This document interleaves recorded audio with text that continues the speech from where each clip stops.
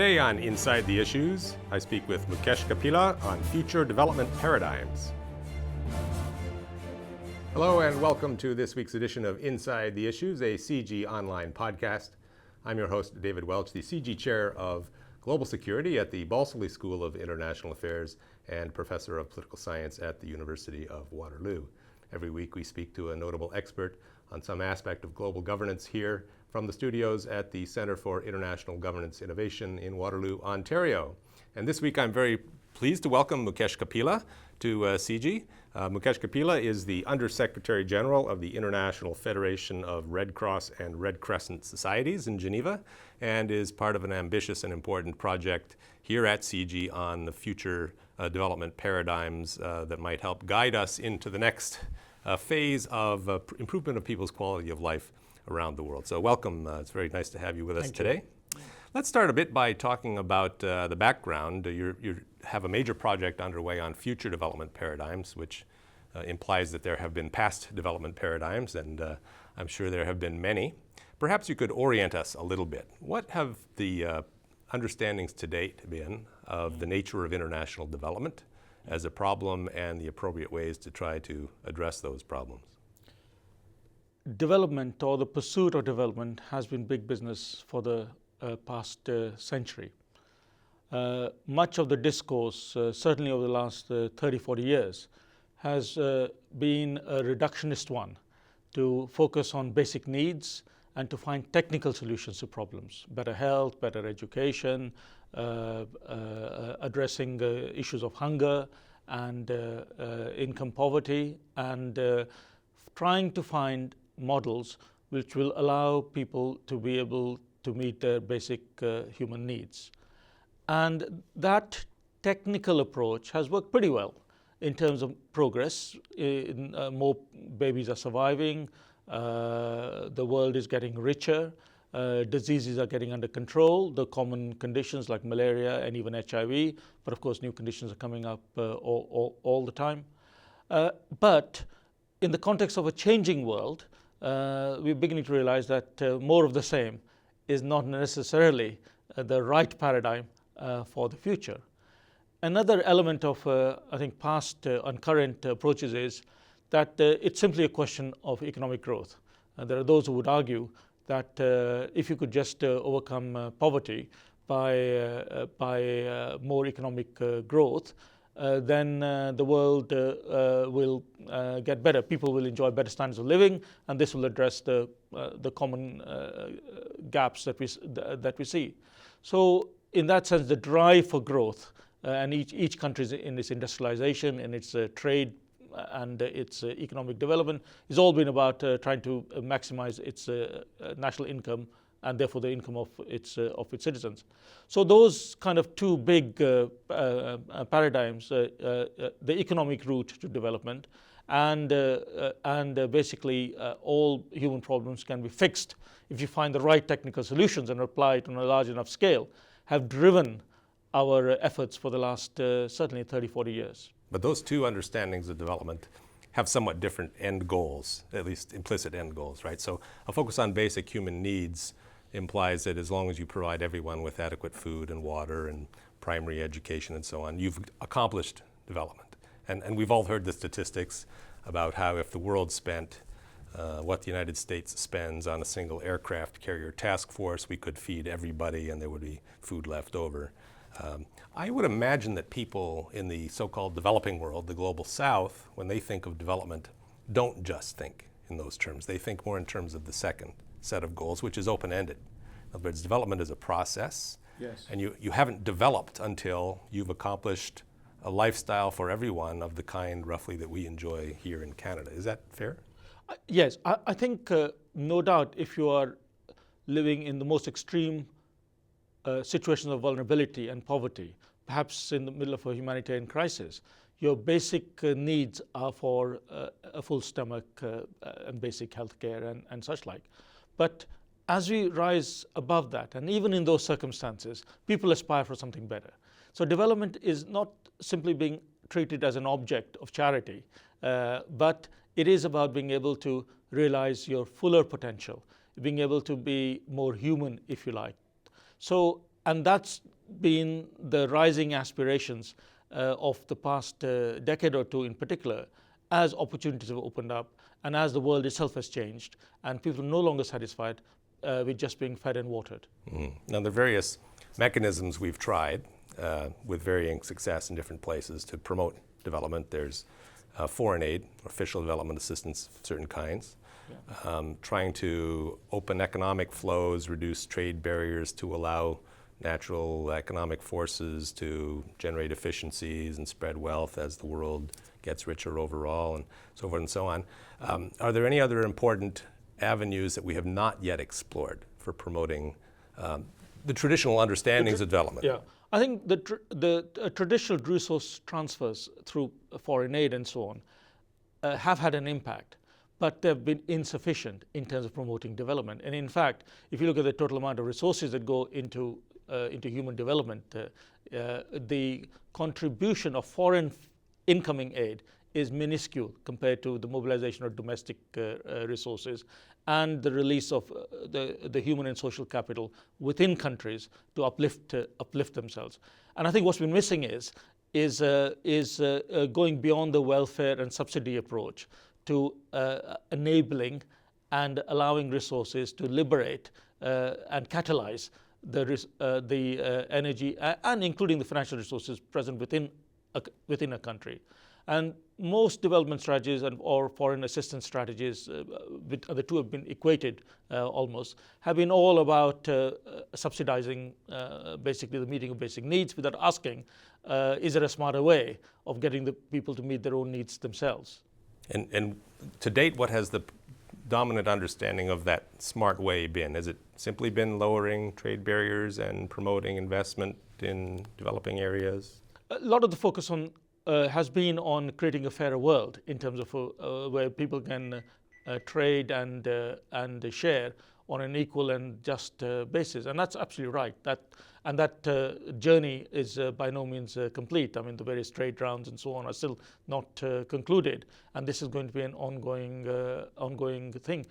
But where I think we can make a lot of difference, that the full potential has not been realized, is, for example, the role of foreign diasporas investing back in their own countries and investment to generate productive employment, to generate products and services, and stimulating internal trade within countries and with their neighbors, as opposed to being completely subsumed by the global economy, which by and large just serves the West more than anybody else. All right. Well, we'll be back in just a moment with Mukesh Kapila to talk further about future development paradigms.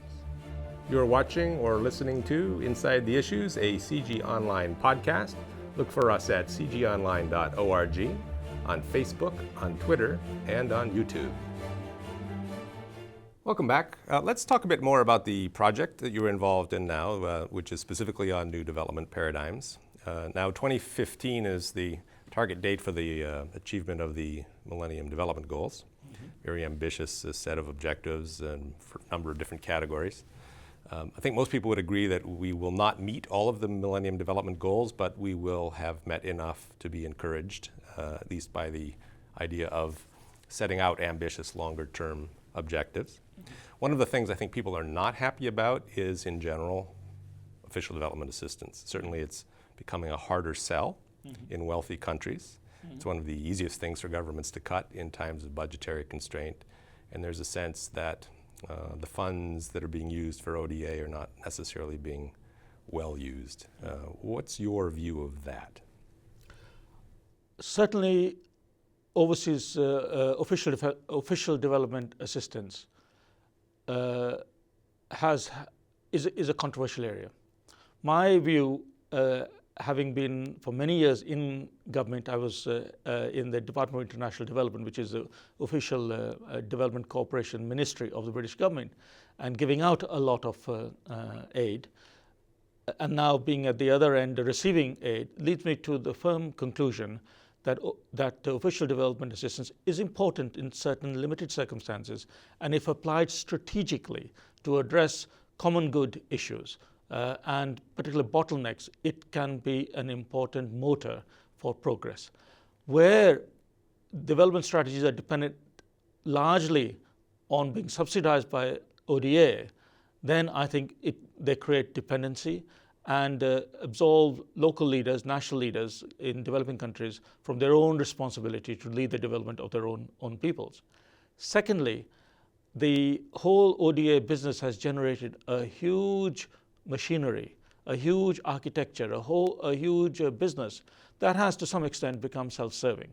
That the rituals of the ODA business, which are very time-consuming, very burdensome on the beneficiaries, and expensive, do lead to the question of whether or not this is an effective way for resource transfer.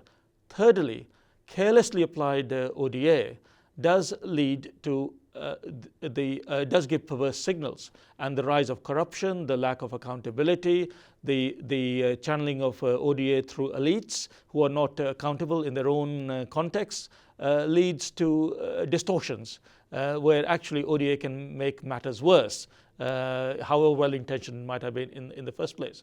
So my kind of take on this is that ODA has a role to play, very much so, but only within a very, very carefully policed context where the responsibility of the ODA giver is far more important than that of the recipient. By this I mean to say that the ODA givers have to dissociate the pursuit of national interest from the giving of the ODA. Any country that ties the giving of overseas development assistance to the pursuit of their own peace and security or their own national objectives is not giving it in good heart and mind.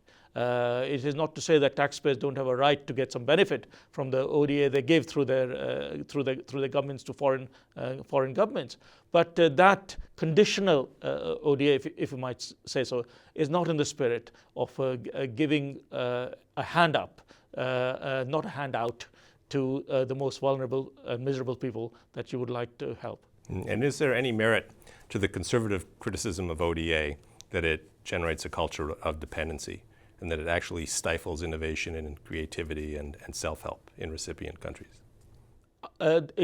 Yes, I have come around to that conclusion from seeing the denervating effect of ODA, which takes us down the route of contract projects where the local populations act as executing arms of overseas givers, as opposed to generating their own priorities and their own means for achieving certain goods for their own populations. However, I think it's important that I'm not misunderstood. ODA has a very important role to play, particularly for the most poor countries. And the target of 0.7% of GDP to be realized in ODA is still a noble aim that needs to be achieved by many, many countries. So this is not to say that governments should stop giving ODA, but I think ODA should be seen within the context of strategies and policies which are genuinely in favor of the most poor and most vulnerable, and allow those poor and vulnerable to have a voice in the way these things are spent for their particular benefit. And what are some of the new ideas that you hope this project will flesh out and promote as you move forward? Well, one idea which is now possible thanks to technology and thanks to communication which is getting better and better across the world, is to allow the beneficiary populations, the communities, to have a direct say in running their own development programs, including deciding for themselves the conditions under which they will accept ODA, or even national development assistance from their governments within their own context, if you like, and being able to determine for themselves their own priorities, and to be able to pass comment on the performance of those who are trying to assist them. A kind of rating mechanism, if you like, in the ODA business. Would it not be fair to say that a lot of well-meaning governments in the global south, if asked what you really would like to see most, would probably reply, we'd like to see lowered agricultural tariff and non-tariff barriers. We'd like to see access to cheap generic drugs. We'd like to see all kinds of non-ODA related things as well. Is that not? Yes, I think that's right, and that's right. I think to create an enabling environment, a fair and just world, where the rules of the game are applied equally, is clearly necessary if we are to make progress. However, for the developing countries to argue this in a more coherent way, they have to get their own houses in order as well. I think I have been critical of ODA, but this is not to let the countries who are receiving ODA off the hook in terms of being able to improve their governance, controlling corruption, increasing their accountability, dealing with the unproductive expenditures in their economies, and getting therefore a strong pro-poor policies in place. You see, that would enable more credibility when they come to argue at the global negotiating tables. One of my colleagues, Richard Sandbrook, wrote a marvelous book about sub-Saharan Africa, which we all usually understand as one of the failure stories of international development policy. He says, if Africa is supposed to be such a basket case, why is it whenever my plane lands in sub-Saharan Africa and I open the door, I feel this great sense of relief and happiness? And he's implying, of course, that there's more to life than just the usual economic markers of development. Now, is this what you were referring to when you were talking about new understandings of development? Yes, I think it's recognizing that while bread is important, men and women don't live by bread alone. That they wanting to be treated with dignity, with respect, and to be able to be recognized as equal citizens in an increasingly smaller globalized world. And that self-actualization, as Maslow would probably say in his hierarchy of needs, we're at that stage in many, many countries. So we see in many countries the paradigms people are struggling for, and they go beyond narrow definitions of development. They are about relations. They are about countries being treated with respect. They are about freedoms, development as freedom, as Amartya Sen would say, in terms of being ability to choose and the ability to also to make your own mistakes. And those enablements, those capacities, if you like, are a very important part of future development paradigms, as much they are about ensuring everyone has enough to eat and food and water and so on. Important as those things will remain for a very long time. So to some extent, a dominantly economic understanding of development is a form of Western parochialism and Western narcissism. We're thinking that the rest of the world should be like us. Perhaps we should be a bit more like the rest of the world in this respect. Well, I think if economic development or economic growth simply means more and more consumption, more and more income, raising income, then I think partly, of course, you need people to get richer in order to be able to afford all the things I'm talking about, you see. But it's not enough. I think the distributional aspects obviously are important in terms of overcoming inequalities and fairness and distribution of wealth.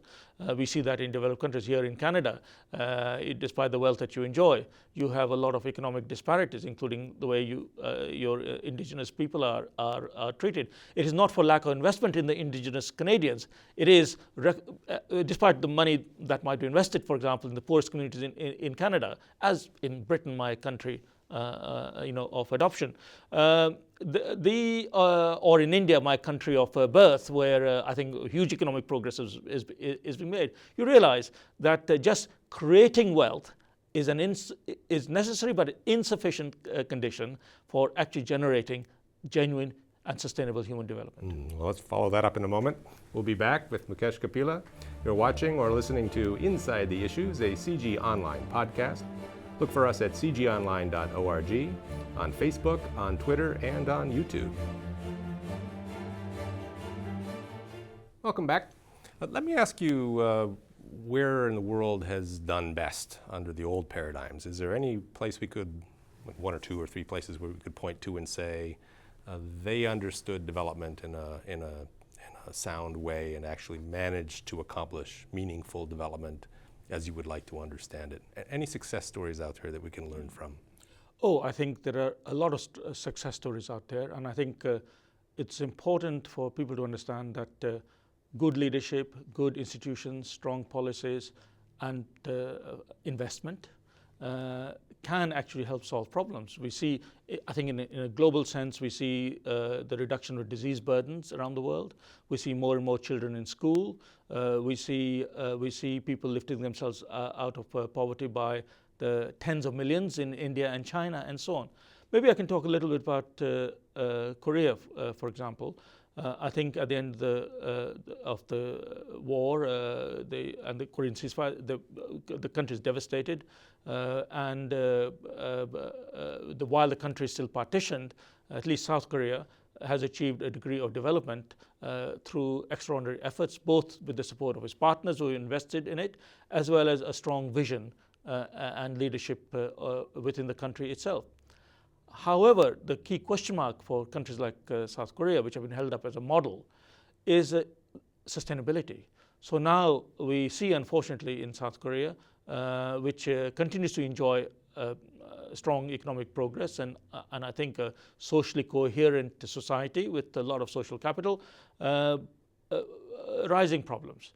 So, for example, suicide rates amongst young people are amongst the highest in the world. There is an epidemic of suicides in South Korea. So something is going wrong there. Why are the people of Korea not happy, despite the fact that they've had an unprecedented several decades of the basic needs being met, their opportunities being created, an enterprising society, and so on and so on and so forth, which leaves us to reflect that development is not a question of just meeting basic needs or even having an enabling environment that allows you to do what you want to do, the freedoms in a way. But it is something more than that. It is about self-actualization, where people feel that they're achieving their own personal goals and in their relationships and such like. So we see, and that factor, if you like, is extremely important to capture. In contrast, let me say, these surveys on gross national happiness, where people have actually done surveys and found out that some of the happiest people are actually in some of the poorest countries in the world, and some of the unhappiest people are in the richest countries in the world. So, which indicates that people are looking for something that is not just material benefit, but the ability to be able to enjoy their relationships and feel that they have security and a conducive environment. And I think security in particular is a very strong part of this. The last paradigms, they don't have anything on security. Security is seen as something separate from development. But yet we realize in many parts of the world, fear, a fear of being mugged on the street, a fear of conflicts and so on and so forth, is a driving worry for people. In London, for example, people, when asked, constantly overestimate the risk of being assaulted on the street. Actually, London is quite safe, but people fear insecurity on the streets of London, where the facts don't match the perceptions. It's a much safer place than people think it is. So it's a common phenomenon. It's a common phenomenon. And therefore, I think any future development paradigm has got to understand what people want, as opposed to just the basic material needs. Well, it may not be a coincidence that the countries with particularly high suicide rates are, generally speaking, wealthy countries. Indeed. Yeah. Indeed. Now, the world has changed significantly since the end of the Second World War, which is when we started thinking seriously about international development as an issue. Yeah. And it's changed in two ways in particular. One is technology, yeah, and another is changing understandings of political legitimacy. How important are these two factors in any future development paradigm? These factors are totally crucial. Technology allows us to have global conversations and everyone to be part of the same conversation wherever we are. And I think the most exciting thing about modern communication and technology and internet that connects us all is that it reduces the costs of involvement and participation. So in a world where the number of mobile phones exceeds the number of people on the planet, where the cost of connecting is falling exponentially, there is no reason why the most needy beneficiaries cannot themselves shape the world they want to live in, and why those who govern and those who are governed cannot have a more direct and mutually accountable relationship. That's the greatest opportunity we have to shape the world we live in. Mm-hmm. Well, we'll be back with Mukesh Kapila one more time in just a moment. You're watching or listening to Inside the Issues, a CG Online podcast. Look for us at cgonline.org, on Facebook, on Twitter, and on YouTube. Welcome back. Let me ask you a question about growth as a solution to development problems, which I think is something we always reach to. We always assume that development requires economic growth of some kind and in some form. We live on a planet with finite resources. We're already drawing down natural capital to sustain our current levels of consumption. And if economic growth is generalized globally and implies Western-style levels of consumption, then obviously we're in a great deal of trouble. How do we reconcile development objectives with sustainability and with fairness? Mm-hmm. Is it the case, for example, that we in the West, to live in a fair world, will have to de-develop? We'll have to lower our quality of life? This is the hardest question of all. I think a strategy of human progress and development that is reliant on continuous growth is taking us down a slippery slope. So, for example, if our population continues to grow at the rate it is, it'll achieve somewhere in the region of 9 billion by 2050. And if the standards of living continue to increase and equalize at the best levels we have now, then each of us will be emitting somewhere in the region of 2 tons per person of greenhouse gases by 2050. Now, which the scientists tell us will make our planet unlivable in terms of the rise of temperature and such like. So clearly, this is a path to destruction. So we have to find growth paths which allow people to have satisfying lives, have productive lives, dignified lives, at much lower levels of consumption and at much lower levels of wastefulness. And this means that many people who enjoy high levels of living, high standards of living, will have to consider that they have to give up some of those levels. I can't see how this can be squared without some people giving up what they have. I mean, I think some commentators think that, technology will solve the problem, that actually those who have it all now don't have to give up anything, and others will catch up, and then we'll all live happily together. I think not. That the hardest question is for those who have a lot now to consider de-developing, as you say, and being able to give some of those things up. Who knows, they might even be happier as a consequence.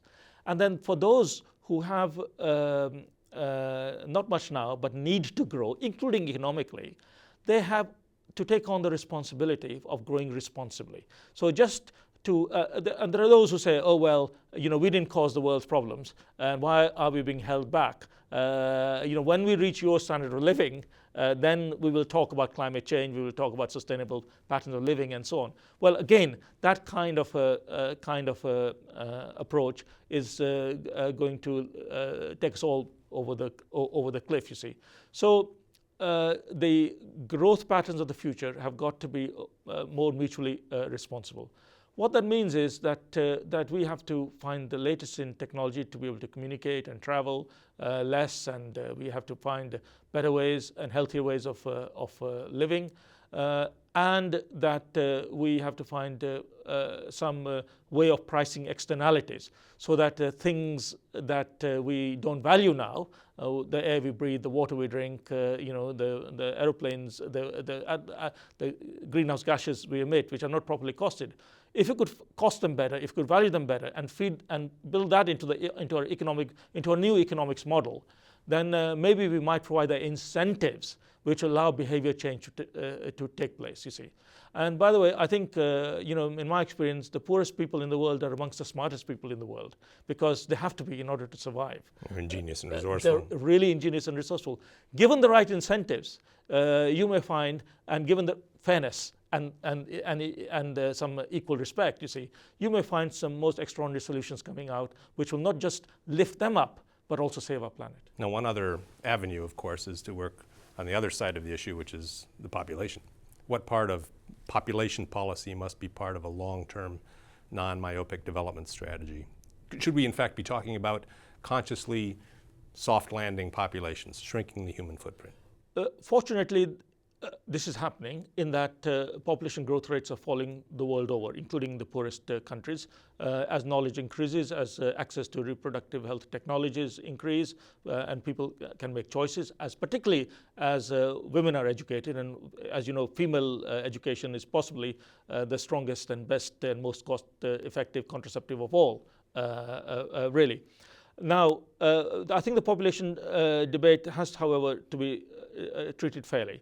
It's not right to blame the poor of being sexually profligate and causing all the problems for the rising population numbers. We must remember that say, for example, an Ethiopian child being born and a North American child being born, they don't consume the same amount of resources. So therefore, to equate population growth in Ethiopia, which is very high, and population growth in the United States, which is very low, and say, okay, now Ethiopia has to do something about its population growth while the United States doesn't have to do anything, would, I think, be an extremely unfair way to deal with this problem in this globalized age. It might sound counterintuitive, but it is not. I think it is not just population growth, but consumption per head of population and how much it is the true kind of indicator in terms of the dependency, in terms of the contribution of population to the carrying capacity of particular parts of the planet.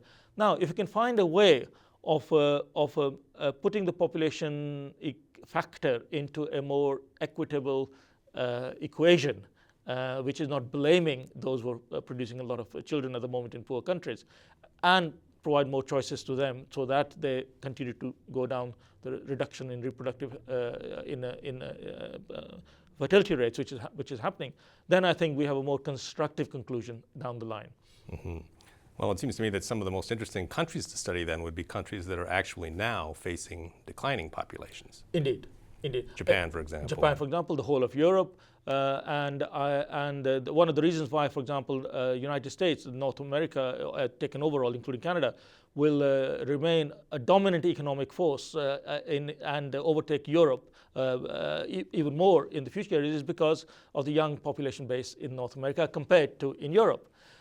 And migration flows, I think, are going to be an important part of the problem because migration flows help to, and all through history, and I think sitting here in North America, you know about the important contribution that inward migration has played to the status that you enjoy nowadays. And this trend will continue. We see migration flows taking place within China from different, rural to urban. I think urbanization, personally, I believe urbanization is a very good thing because urbanization creates new synergies. It creates new energies. And cities are always more innovative. And I think some of the trends that people worry about may be actually the trends which are the greatest opportunities for human development and lifting up our general humanity that we've not seen before.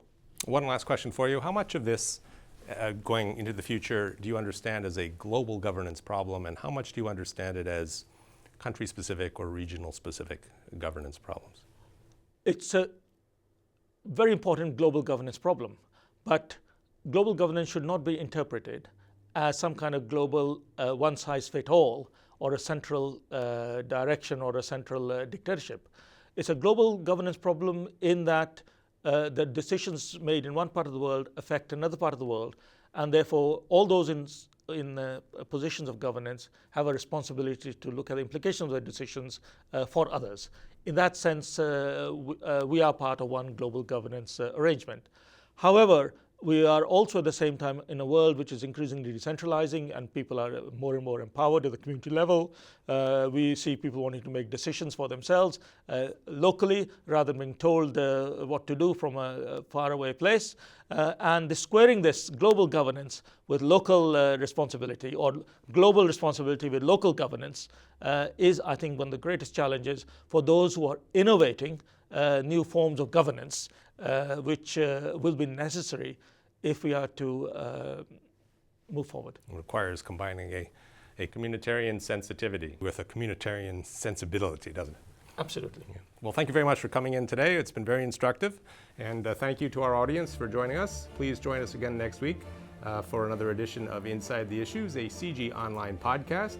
Look for us at cgonline.org, on Facebook, on Twitter, and on YouTube.